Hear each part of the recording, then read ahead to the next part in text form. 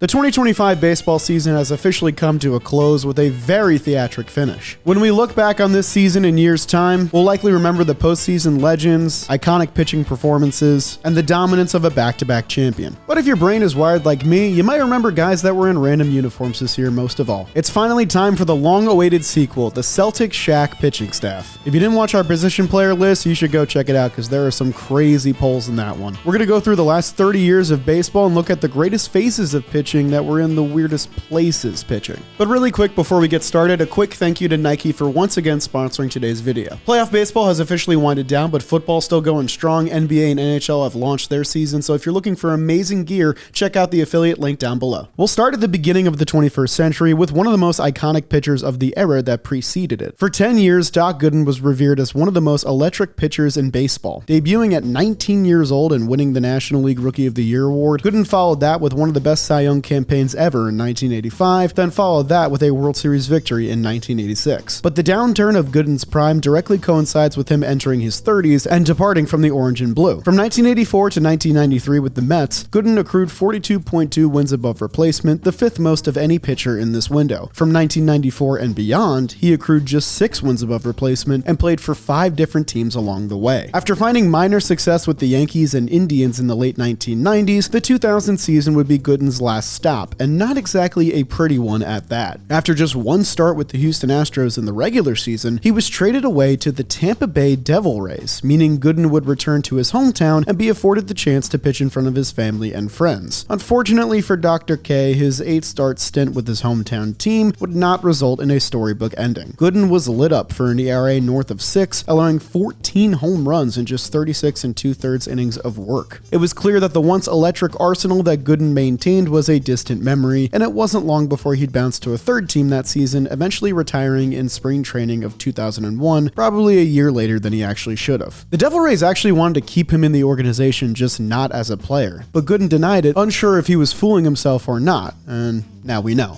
Speaking of pitchers that were larger than life, up next is Hideo Nomo, who broke ground as the first Japanese ball player to permanently transition his career to MLB in 1995. He wasn't the first Japanese baseball player overall, though. That's a common misconception. A quick shout out to Masanori Murakami, who actually pitched 54 games for the San Francisco Giants in the 1960s as a quote-unquote baseball exchange student. Nomo, of course, won the National League Rookie of the Year in 1995 with a breakout season and threw the first and only no-hitter at Coors Field to date. Nomo certainly pitched best in a Dodgers uniform, but by the end of his dozen-year pro career in MLB, he had played for 7 different teams. His second stint with the Dodgers ended with one of the worst pitching seasons ever recorded in 2004, following Nomo's shoulder surgery in the offseason prior. Only 10 other pitchers in the last 20 years managed to match or exceed Hideo Nomo's poor value of negative 2.4 wins above replacement in his age 35 season. Can you guys guess who decided to scoop him up after this? That's right, it's the Tampa Bay Devil Rays again, baby. But that is not actually the entry on today's list. By spring training of 2008, he managed to earn another minor league invite, this time with the Kansas City Royals. Part of the reason Nomo was added to the roster was to be a potential mentor to fellow Japanese right-hander Yasuhiko Yobura, who was set to make his MLB debut at age 35 in 2008. Somehow, someway, Nomo climbed back to MLB status after the better part of 3 years on the sidelines. Hideo Nomo appeared in 3 April games and got absolutely lit up, but the fact that he was able to complete his major league comeback at age 39 is still very impressive. Plus, if you just squint your eyes or move back from your computer screen, it kind of looks like he's still wearing a Dodgers uniform, right? So it barely counts. Moving from one legend to another, up next is Randy Johnson, who was far less of a nomad than Dwight Gooden and Hideo Nomo were towards the end of their careers. The big unit spent his late 30s winning 4 straight NL Cy Young awards, throwing his perfect game and helping the Diamondbacks win the 2001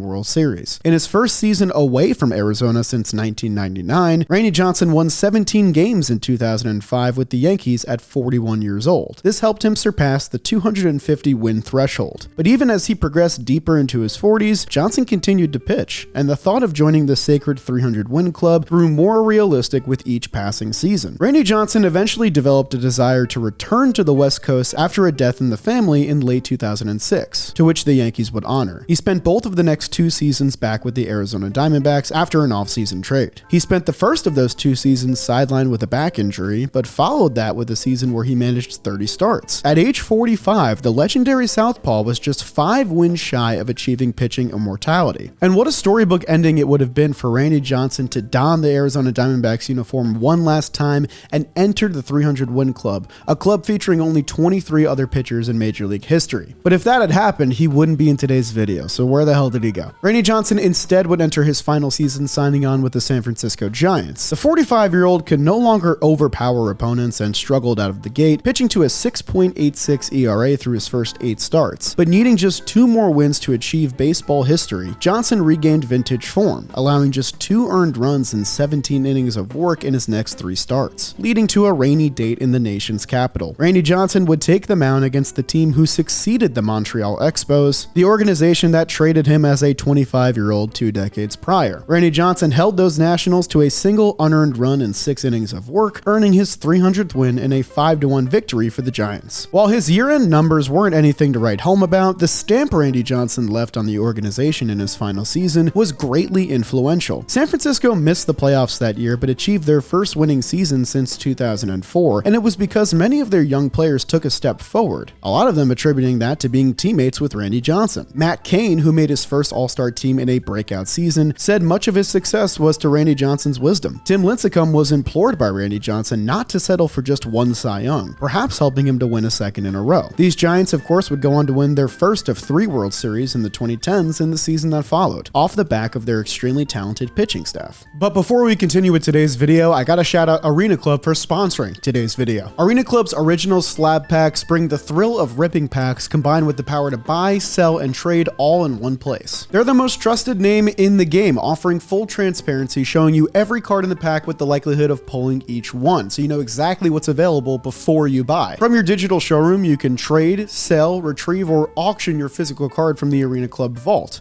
Yes, the packs are digital, but the cards are real. With every slab pack, Arena Club will make you an instant offer on your card based on its market value. That's right.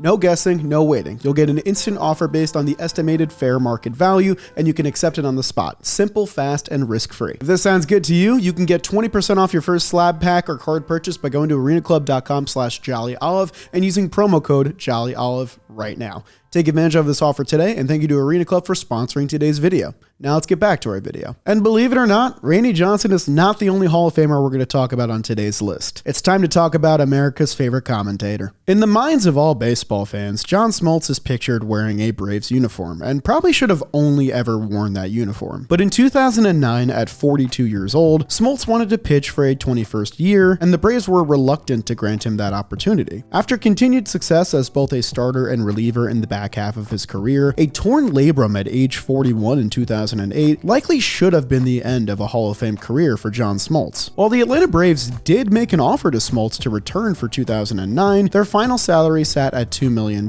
which was handily beat by various other teams, including the Boston Red Sox, who ended up signing John Smoltz that offseason to a 1-year, $5.5 million deal with a chance to nearly double that value in incentives if he managed to stay healthy. Smoltz, however, would not appear for the Red Sox until late June while recovering from the aforementioned shoulder surgery, and when he did eventually pitch, the results weren't pretty. Smoltz failed to record a quality start in 8 tries for the Boston Red Sox, as the club would emerge victorious in just one of those outings overall. The home run ball plagued his production, with Smoltz allowing 8 home runs in his final 4 outings before he was cut from the team in early August. For a moment, this appeared as the sour ending to an otherwise remarkable career for the right-hander, but just shy of 2 weeks later, John Smoltz would find himself on another team, this time chasing a pennant. The first-place St. Louis Cardinals added Smoltz to their squad. The Cooperstown-bound legend fared much better in his new uniform, debuting with 5 scoreless innings and 9 strikeouts against the San Diego Padres. Through his first 6 outings with the Cardinals, Smoltz walked just 4 batters in 34 innings, managing a far prettier 3.18 ERA.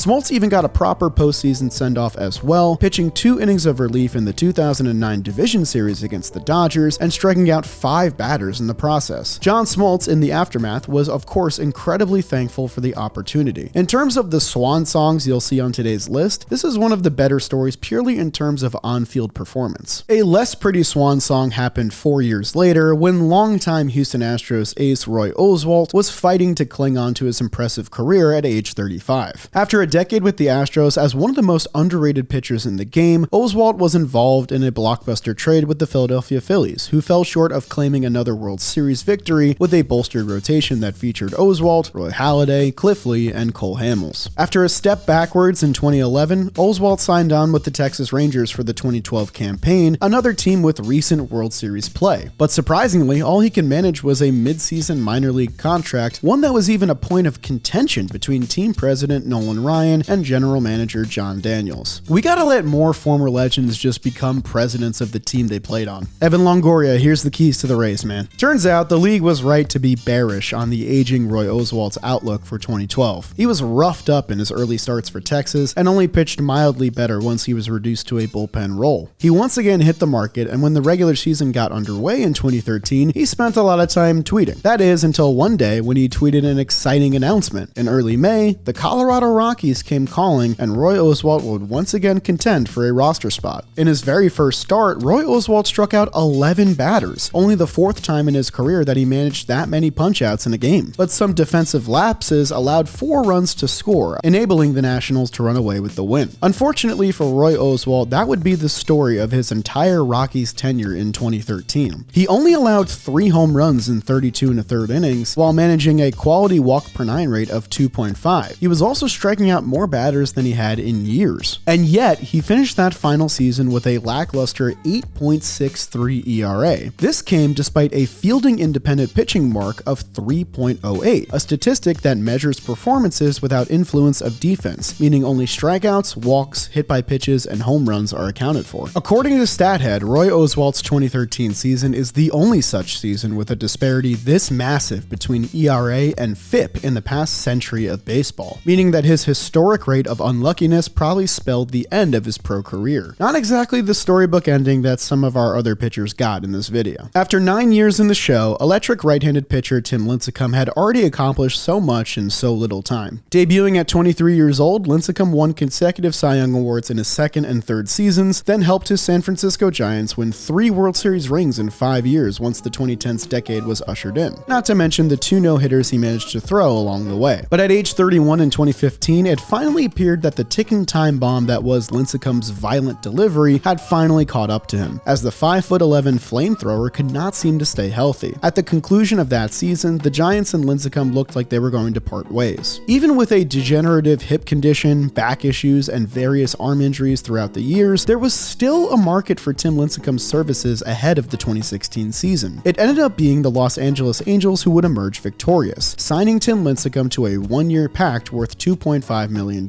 hoping to rejuvenate some of his past magic. Safe to say, the baseball world was on Tim Lincecum's side, praying for a return to elite performance, and in Lincecum's very first start, it appeared as though those prayers might be answered. Lincecum arrived to the Angels in mid-June and twirled 6 innings of 1-run ball against the Oakland A's, winning his first start not in a Giants uniform. It was a heartwarming day for baseball, but unfortunately, it'd also be the peak of Lincecum's tenure outside of the Bay Area. The remaining 8 outings for Tim Lincecum on the Angels would be grueling to say the least, as it became clear quickly that the waning velocity had taken away Lincecum's dominant ability to blow past hitters. Lincecum failed to complete 6 innings again after that initial outing and would allow more earned runs than innings completed in the ensuing 8 starts, including 11 home runs allowed in just 32 1/3 innings of work. After a 3rd straight loss at the hands of the Seattle Mariners in early August, the Angels recognized the writing on the wall and removed Tim Lincecum from the active roster, with an ERA sitting above 9. This would indeed be the final tour for the 32-year-old, who essentially disappeared from baseball after this disaster. Oh, but we can't end today's list with that sad of an entry.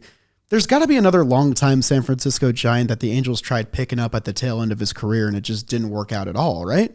Let me look for 1 second.